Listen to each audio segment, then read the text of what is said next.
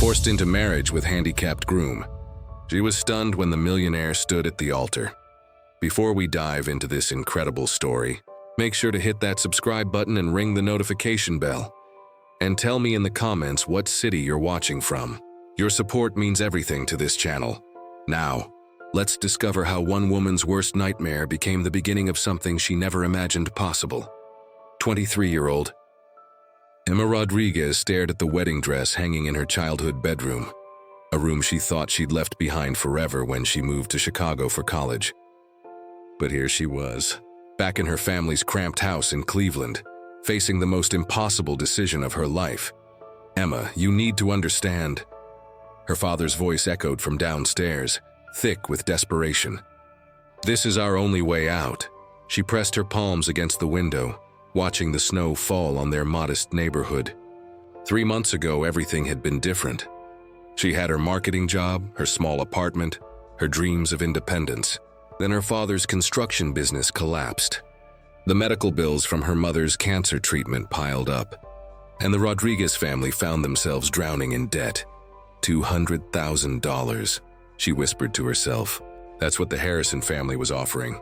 $200,000 for her hand in marriage to their son, a man she'd never met, never spoken to, never even seen a photograph of. Her mother appeared in the doorway, frail from chemotherapy but trying to smile. "Mia, I know this isn't what you wanted." "Mom, stop." Emma turned away from the window. "You don't have to explain. I know why we're doing this." The arrangement had been made through Mrs. Chen, a family friend who worked as a matchmaker for wealthy families. The Harrisons needed a wife for their disabled son, someone who would care for him, be patient with his limitations, and help maintain the family's social standing. In return, they would pay off every penny of the Rodriguez family's debt. Emma's younger brother, Miguel, knocked on the door. "Emma, can I come in?" She nodded and her 17-year-old brother entered, his eyes red from crying. "I'm sorry," he whispered. "This is all my fault. If I hadn't gotten into that accident, if the insurance hadn't—" "Miguel, no." Emma grabbed his hands. "None of this is your fault. These things happen to families. We do what we have to do." But as the words left her mouth, Emma felt a chill run down her spine. Tomorrow morning she would marry a stranger. Mrs. Chen had only told them that James Harrison was 35 years old, came from one of Cleveland's oldest families, and had been in a wheelchair since a car accident 5 years ago. Nothing about his personality, his interests, or even what he looked like. What if he's cruel? Emma asked her mother later that evening as they sat in the living room. "What if he treats me badly?" Her mother squeezed her hand. "The Harrisons are a good family, Mija. They wouldn't have lasted this long in business if they didn't have honor." Emma wanted to believe that. But as she lay in bed that night, staring at the ceiling, all she could think about was how her life had been reduced to a financial transaction. Tomorrow she would walk down an aisle toward a man who saw her as nothing more than a caregiver he'd purchased. She closed her eyes and tried to imagine what James Harrison would be like. Would he be bitter about his disability? Would he resent her for being there out of obligation rather than love? Would she spend the rest of her life feeling like a prisoner in a gilded cage? As dawn approached, Emma made herself a promise. She would honor this arrangement. Her family needed her to, but she would never pretend to feel something she didn't. If James Harrison wanted a wife who would care for him, she would do that. But he would never have her heart. The morning sun streamed through her window, and Emma heard her mother moving around downstairs, preparing for the wedding. In just a few hours, she would put on that dress, walk down an aisle, and say "I do" to a complete stranger. What Emma didn't know was that nothing about this day would go according to plan. Emma stood in front of her bedroom mirror, the white wedding dress hanging loose on her frame. She'd lost weight from stress over the past few weeks. Her hands trembled as she tried to apply mascara, but the tears kept threatening to fall. "You look beautiful, Mija," her mother said from behind her, but Emma could hear the guilt in her voice. The ceremony was set for 11 a.m. at St. Mary's Cathedral, a grand church that the Harrison family had been attending for generations. Emma had never even seen the inside of it. Everything about this day felt foreign, like she was playing a role in someone else's life. Her phone buzzed with a text from her best friend Sarah, who was back in Chicago. I still can't believe you're going through with this. It's not too late to run. Emma stared at the message. Running would mean her mother wouldn't get the treatment she needed. It would mean losing their house. It would mean watching her family fall apart while she lived with the guilt of being able to save them and choosing not to. She typed back, I made my choice. Pray for me. The car ride to the church was silent except for the sound of her father crying quietly in the front seat. He'd barely spoken to her since the arrangement was made. She knew he felt like he was selling his daughter, and in many ways he was. When they arrived at St. Mary's Cathedral, Emma was struck by its size and grandeur. Tall spires reached toward the gray Cleveland sky, and the stone steps seemed to go on forever. This wasn't the small, intimate ceremony she'd always imagined for herself. Inside, the church was even more intimidating. Massive stained glass windows cast colorful shadows across the pews, and fresh white flowers decorated every surface. Lilies, roses, and baby's breath that must have cost more than Emma's family made in a month. The Harrison family spares no expense. Mrs. Chen appeared beside them, wearing an elegant navy dress. Emma, dear, you look lovely. Are you ready to meet your future mother-in-law? Before Emma could answer, an older woman approached them. Victoria Harrison was exactly what Emma had imagined. Perfectly styled silver hair, expensive jewelry, and a smile that didn't quite reach her eyes. Miss Rodriguez, she extended a manicured hand. I'm Victoria Harrison. Thank you for joining our family. The way she said it made Emma feel like hired help rather than a bride. Mrs. Harrison, it's nice to meet you. I trust Mrs. Chen has explained James's needs to you? Victoria's voice was businesslike. He requires assistance with certain daily activities, and his mobility is limited. But he's a good man, intelligent, well-educated. He graduated from Harvard Business School before the accident. Emma nodded, feeling more like she was being briefed for a job than preparing for a marriage. Where is he? Emma asked. James, I mean. Shouldn't we meet before? He's already at the altar, Victoria interrupted. James prefers to avoid unnecessary social interactions. The ceremony will be brief, just the essentials. Father Martinez will keep it simple. As if on cue, the church organ began to play. Emma's heart pounded as she realized there was no more time for questions, no more time for second thoughts. Her father appeared at her side, offering his arm. Misha, he whispered, I'm proud of you. What you're doing for this family. It takes courage. Emma wanted to tell him that it wasn't courage, it was desperation, but she simply nodded and took his arm. The large wooden doors at the back of the church opened, and Emma got her first glimpse down the aisle. The church was surprisingly full for what was supposed to be a simple ceremony. She recognized none of the faces staring back at her. All Harrison family and their social circle, no doubt. At the far end of the aisle, she could see a figure in a wheelchair positioned next to the altar. Her future husband. From this distance, she couldn't make out his features, just his silhouette against the ornate backdrop of the church. The music swelled, and her father squeezed her arm. It's time. Emma took her first step down the aisle, her legs feeling like they might give out beneath her. With each step, she could feel the eyes of strangers watching her, judging her, wondering about the young woman who was marrying into their prestigious circle. But as she walked closer to the altar, something seemed different about the man waiting for her, something that would change everything she thought she knew about this arrangement. As Emma walked down the aisle, her eyes remained fixed on the marble floor, counting her steps to calm her racing heart. 1, 2, 3. She could feel the weight of 100 stairs, but she couldn't bring herself to look up at the man she was about to marry. 20 steps from the altar, she finally raised her eyes and stopped breathing. The man sitting in the wheelchair wasn't what she had imagined at all. Even seated, she could tell he was tall and broad-shouldered. His dark hair was perfectly styled, and when he turned to look at her, she was struck by the most intense green eyes she'd ever seen. But what shocked her most was his expression. He looked as surprised to see her as she was to see him. This wasn't the broken, bitter invalid she'd been preparing herself to care for. This man radiated confidence and authority, even from his wheelchair. He wore an expensive black suit that fit him perfectly, and a gold watch that probably cost more than her family's car. "That's James Harrison?" she whispered to her father, who was still walking beside her. Her father glanced ahead and his eyes widened slightly. I suppose it is, Mija." As they reached the altar, Emma found herself standing directly in front of James Harrison, and the impact hit her like a physical blow. He was handsome, devastatingly so, the kind of man she would have noticed across a crowded room.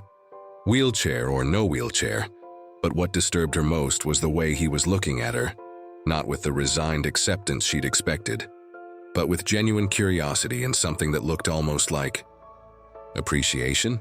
Father Martinez cleared his throat. "Dearly beloved, we are gathered here today."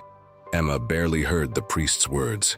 She was too busy trying to reconcile the man in front of her with everything she'd been told. Mrs. Chen had described him as needing a caregiver, someone patient with his limitations. But the man staring back at her looked like he could run a corporation from his wheelchair. "Miss Rodriguez?" Father Martinez's voice broke through her thoughts. "Do you take James to be your lawfully wedded husband?" The moment had arrived. Emma looked into James's green eyes, searching for any sign of what kind of man she was binding herself to.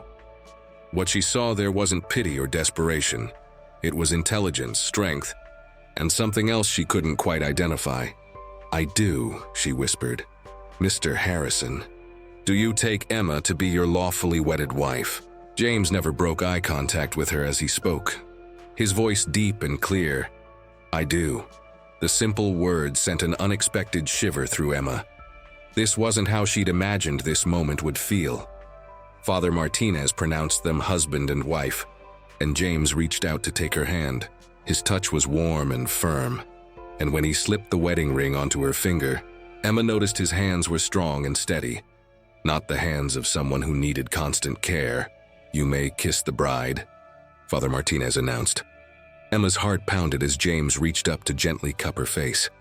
For a moment, they simply looked at each other. Two strangers bound together by circumstances neither had chosen. Then he leaned forward and kissed her, softly but with a confidence that left her completely off balance. When they broke apart, James smiled at her, the first genuine smile she'd seen all day. "Hello, Mrs. Harrison," he said quietly so only she could hear. "I think we need to talk." The reception was held at the Harrison family estate, a massive mansion in Cleveland's most exclusive neighborhood. Emma felt like she'd stepped into a different world as their limousine pulled up the circular driveway, lined with perfectly manicured gardens. "Overwhelming?" James asked, noticing her expression as they sat side by side in the back seat. "A little," Emma admitted. This was the first time they'd been alone together, and she didn't know what to say to her new husband. "The house has been in my family for 4 generations, James explained as they approached the front entrance. "It's too big, honestly. Most of it sits empty." Emma watched as several staff members appeared to help James from the car, but instead of accepting their assistance, he smoothly transferred himself to his wheelchair with practiced ease. Everything about his movement spoke of independence, not dependence. Inside the reception, Emma was introduced to a parade of Harrison family members and family friends, politicians, business owners, people whose names she recognized from the Cleveland Society pages. They all greeted her politely, but she could see the questions in their eyes. Who was this young woman, and why had James Harrison married her so suddenly? "You are wondering why I agreed to this arrangement," James said during a quiet moment, appearing beside her as she stood alone by the window. Emma turned to face him. "Among other things, yes," James smiled, and Emma realized she was starting to like his smile. "Walk with me. Well, roll with me, I suppose." He led her out to a private terrace overlooking the estate's gardens. The December air was cold, but the view was breathtaking. "My mother told you I needed a caregiver," James said, turning his wheelchair to face her. "Yes. She said you required assistance with daily activities, that your mobility was limited," James laughed, a rich, genuine sound that surprised Emma. "My mobility is limited to wherever these wheels can take me, but that's about the extent of my limitations. I run 3 companies from this chair, Miss Rodriguez. Excuse me, Mrs. Harrison. I don't need someone to feed me or dress me." Emma felt confusion washing over her. Then why?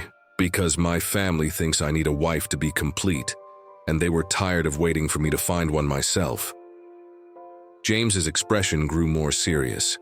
The truth is, Emma, I've been avoiding marriage for years. After my accident, I convinced myself that no woman would want to be tied down to someone like me. Someone like you. Emma studied his face. James, you're… She stopped herself before saying what she was thinking. I'm what? Emma felt heat rise to her cheeks. You're not what I expected. Neither are you, James said softly. When my mother told me about this arrangement, I expected someone older. Someone who needed the money so desperately that they'd be willing to marry a stranger. I didn't expect… What? James looked directly into her eyes. I didn't expect someone beautiful. The compliment hit Emma like a physical blow. She'd been preparing herself for a business arrangement, a marriage of convenience. She hadn't been prepared for attraction, for chemistry, for the way her pulse quickened when James smiled at her. This changes things, she whispered. Yes, James agreed. It does. But before either of them could say more, Victoria Harrison appeared on the terrace. James, dear, it's time for the toasts. And Emma, your parents are looking for you. As they headed back inside, Emma's mind was racing. Everything she thought she knew about this marriage, about her new husband, had just been turned upside. But the biggest shock of the day was still waiting for her. The reception was winding down when Emma noticed the way other guests looked at James. It wasn't with pity or awkward sympathy. It was with respect, almost reverence. She overheard fragments of conversations. Harrison Industries stock is up 30% this quarter. Did you see the Forbes article about his latest acquisition? That renewable energy deal was brilliant. Emma found herself studying her new husband with growing curiosity. Every interaction she witnessed showed James commanding respect from some of Cleveland's most powerful people. This wasn't a man who needed taking care of. This was a man who others came to for advice and business deals. Mrs. Harrison, a young woman, approached her near the end of the reception. I'm Sarah Mitchell, James's personal assistant. He asked me to give you this. She handed Emma a business card with an address written on the back. What is this? Your new address? Sarah smiled. James thought you might want to see your new home before the evening gets too late. Emma looked across the reception room where James was speaking with several men in expensive suits. As if sensing her gaze, he looked up and smiled at her. That same warm smile that had been throwing her off balance all day. 20 minutes later, Emma found herself in James's specially modified luxury car, a BMW with hand controls that allowed him to drive himself. She watched in amazement as he smoothly maneuvered through Cleveland's evening traffic. You drive yourself everywhere? She asked. Why wouldn't I? James glanced over at her with amusement. Emma, what exactly did my mother tell you about my condition? She said you needed assistance with daily activities. That you had limitations. James pulled into the driveway of a stunning modern house overlooking Lake Erie. The home was all glass and steel, with clean lines and floor-to-ceiling windows that showcased the lake view. This is where we'll be living, James said as they sat in the driveway. I had it built 3 years ago. Everything is designed for accessibility, but I think you'll find it's quite comfortable. Emma stared at the house. It was beautiful, modern, and probably worth several $1 million. James, I need to ask you something, and I need you to be honest with me. All right. Why did you really agree to this arranged marriage? And don't tell me it's because your mother wanted you to marry someone. A man like you could have any woman you wanted. James turned off the engine and turned to face her fully. For a long moment he was quiet, and Emma could see him wrestling with how much to tell her. 6 months ago, he finally said, I was diagnosed with a condition that could potentially affect my cognitive abilities as I get older. It's not immediate, it's not certain, but it's possible. Emma's breath caught. What kind of condition? Early stages of what could develop into a degenerative neurological disorder. The doctors can't say for sure if it will progress, but if it does… James's voice grew quiet. I might need someone I can trust to help me make decisions, to advocate for me if I'm not capable of advocating for myself. The confession hung in the air between them. Emma felt her heart breaking for this strong, proud man who had just admitted his deepest fear to her. So you agreed to marry a stranger because you thought you might need a caregiver someday. I agreed to marry a stranger because I was tired of being alone, James said softly. The medical diagnosis just gave me the excuse I needed to stop being so stubborn about independence. Emma studied his profile as he looked out at the lake. And what happens if the condition doesn't progress?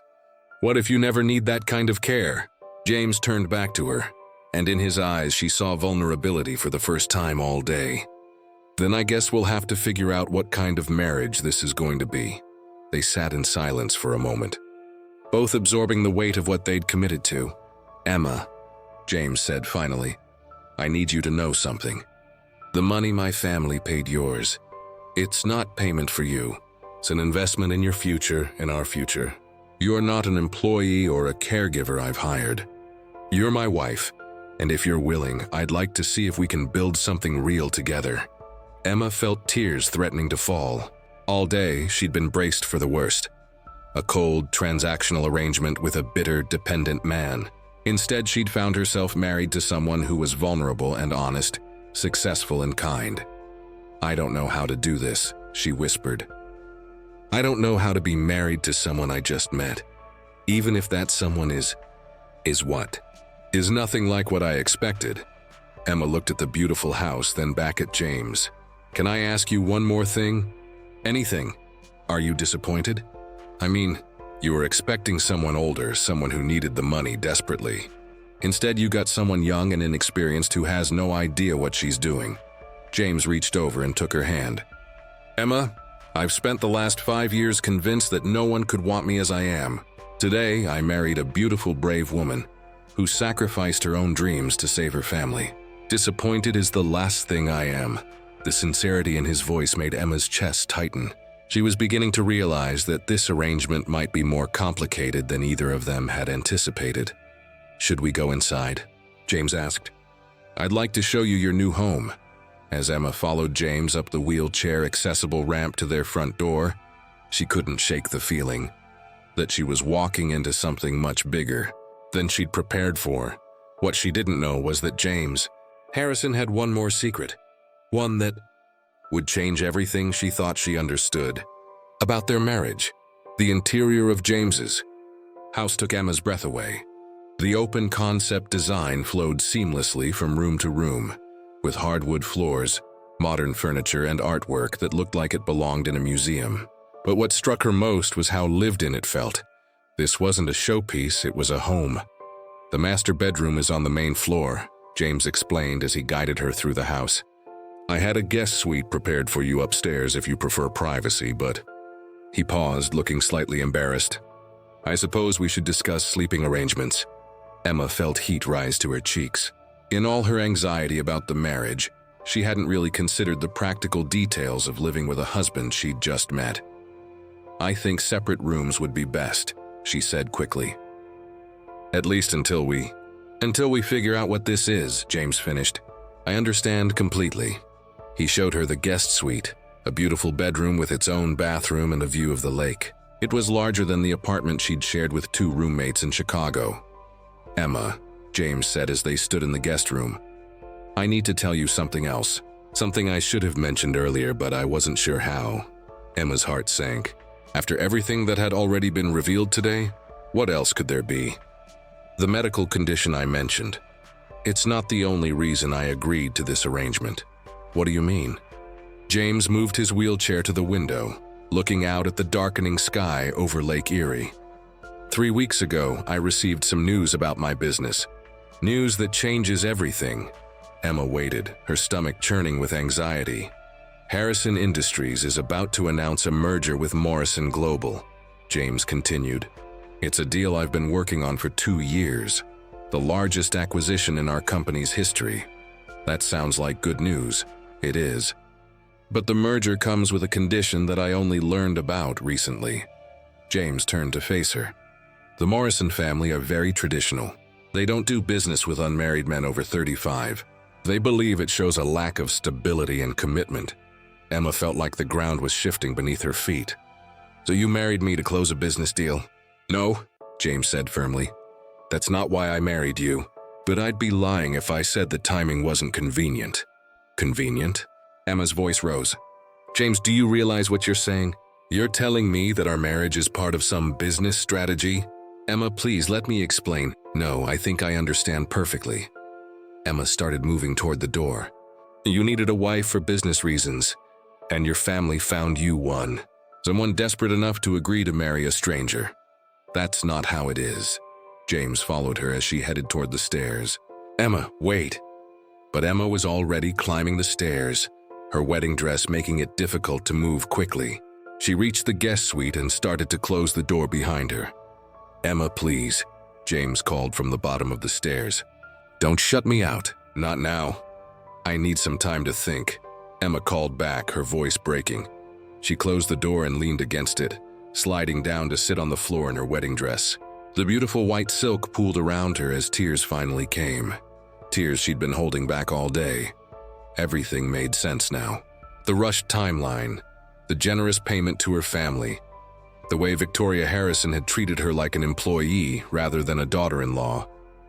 She wasn't James's wife, she was a business acquisition. A soft knock came at the door. Emma, I know you're upset, and you have every right to be. But there's something else I need to tell you. Something that might change how you feel about all of this. I don't want to hear any more confessions, Emma said through the door. This one's different. This one's about why I really said yes to marrying you. Despite herself, Emma found herself listening. After my accident, James's voice continued from the hallway. I threw myself into business because it was the only thing that made me feel valuable. For 5 years, I've measured my worth by stock prices and profit margins because I convinced myself that's all I had to offer. Emma could hear the emotion in his voice now. But today, when I saw you walking down that aisle, Emma, you took my breath away. Not just because you're beautiful, though you are, but because of the courage it took for you to be there. You sacrificed everything for your family, and you did it with dignity and grace. Emma wiped tears from her cheeks, listening. The business deal, the merger. Yes, it's happening. But Emma, I would have called it off in a heartbeat if it meant being honest with you. I should have told you about it before the ceremony. I should have given you all the information so you could make an informed choice. Then why didn't you? Emma asked through the door. Because I was terrified you'd say no. And I realized today that I didn't want you to say no. Not just because of business, but because I haven't felt this hopeful about anything in 5 years. Emma stood up slowly, her hand on the door handle. Emma, I'm going to tell you something, and I need you to believe me because it's the absolute truth. James's voice was steady now, certain. If you walked out that door right now and never came back, I would make sure your family was taken care of. The money, the medical bills, your mother's treatment. It would all be handled, no questions asked. You don't owe me anything. Emma's breath caught. But if you're willing to stay, if you're willing to give this a chance, I promise you this. I will spend every day trying to earn the right to call you my wife. Not my business partner, not my caregiver, but my wife. Emma looked at her reflection in the window. A young woman in a wedding dress, standing at a crossroads that would define the rest of her life. She could leave. James had just given her that option with no strings attached. She could go back to Chicago, start over, build the life she'd always planned. Or she could stay with a man who had just proven his honesty by giving her the power to destroy everything he'd worked. For Emma turned the door handle. Emma opened the door to find James sitting in his wheelchair in the hallway, his formal jacket removed, his tie loosened. He looked vulnerable in a way she hadn't seen all day. This powerful businessman reduced to waiting outside a door, hoping his new wife wouldn't leave him. You're still here, she said softly. I'm still here. James looked up at her with those intense green eyes. Emma, I need you to know that everything I just told you, about the business deal, about not telling you sooner, it doesn't excuse anything. You deserved complete honesty from the beginning. Emma stepped out into the hallway, still wearing her wedding dress. You're right, I did. But James, I wasn't completely honest either. What do you mean? I told myself I was doing this just for my family, just to pay the medical bills and save our house.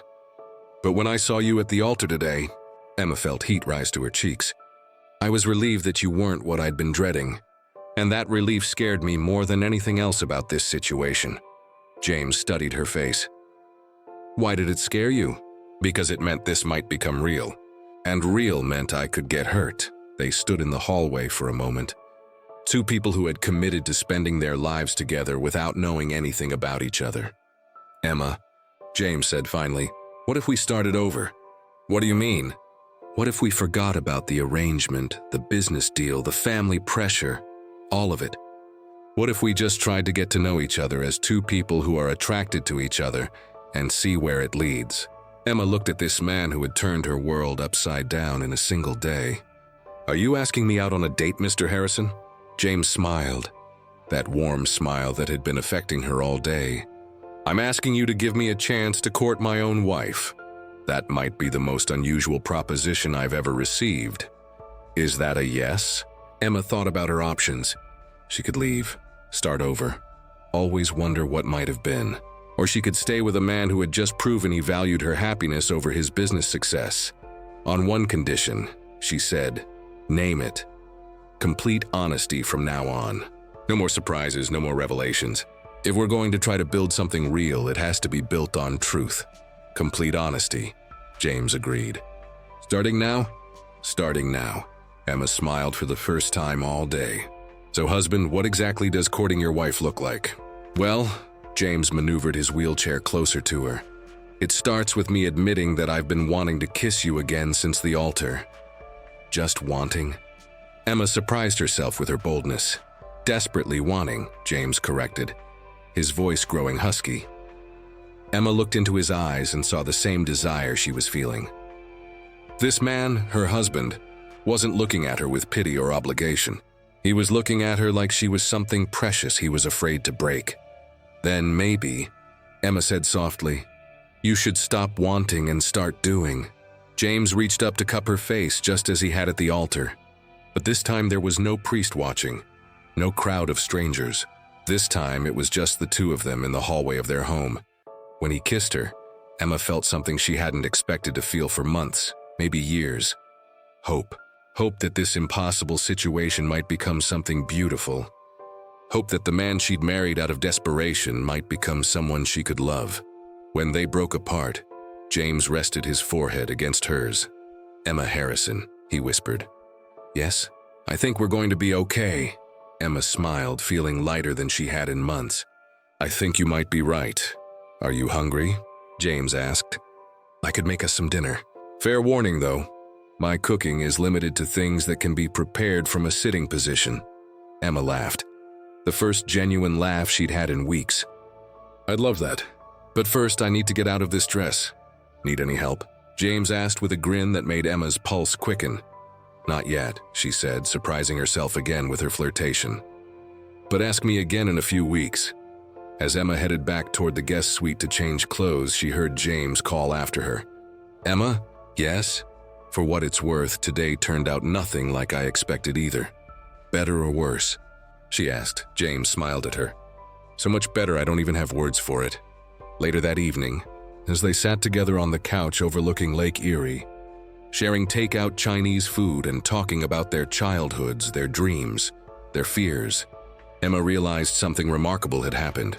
She had walked into that church this morning as Emma Rodriguez, a desperate young woman with no choices left. She was ending the day as Emma Harrison, a wife with hope for the future, and a husband who looked at her like she was the best thing that had ever happened to him. Thank you, she said suddenly, interrupting James mid-story about his college roommate. For what? For giving me the choice to leave. For being honest about the business deal, for... Emma gestured around the room, then at the space between them. For all of this. James set down his chopsticks and took her hand. Emma, I need to thank you for something too. What's that? For taking a chance on me. For seeing past the wheelchair, past the family pressure, past all the complications. For being here, Emma squeezed his hand. Where else would I be? As they sat together watching the lights twinkle across Lake Erie, both Emma and James realized they had stumbled into something neither had been looking for, but both desperately needed. A partnership built on honesty, respect, and the growing certainty that sometimes the most unexpected beginnings lead to the most extraordinary love stories. And this was just the beginning.